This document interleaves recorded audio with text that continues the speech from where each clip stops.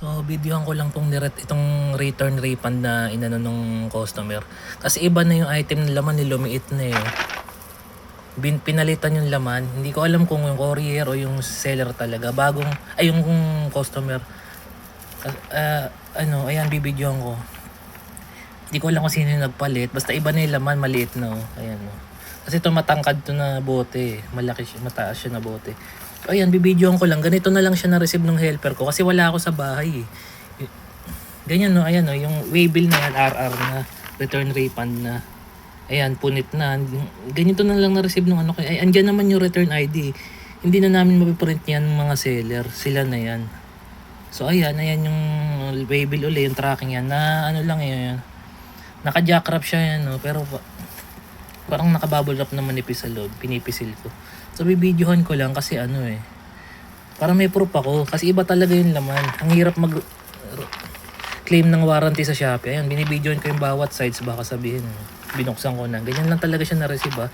Nakatapal yung return refund label nila. Hindi na namin yan mapiprint. Scam mga customer. So, lapag ko muna yung cellphone para magunting ko siya kasi hawak ko yung cellphone pang video. Yan, kumuha lang gunting.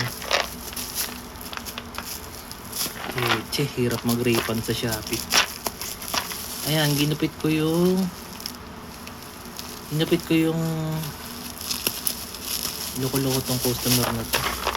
Pinalitan nga yung laman. Ayan, naka-jackrap siya na makapal. Pinalitan yung laman eh. 390 tabs kasi to. Sobrang kupal talaga. Ayan, tapos naka-plastic na item. Diyos ko, pag ako hindi pa nanalo sa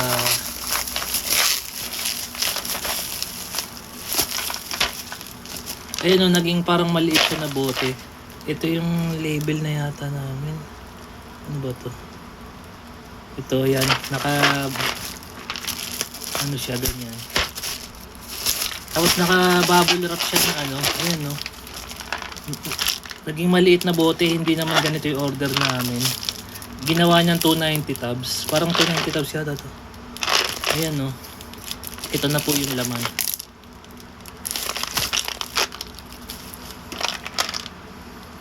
Tapos yung X niya 1228. Ginawang 290 tablet, binalik to. In-order niya sa amin yung 390 tablets, binalik niya yung 2028. Hindi naman sa amin to galing. Chinek ko yung customer, first time lang bumili sa amin. Ayan.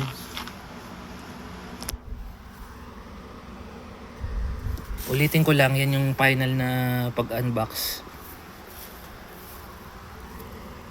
Paste talaga.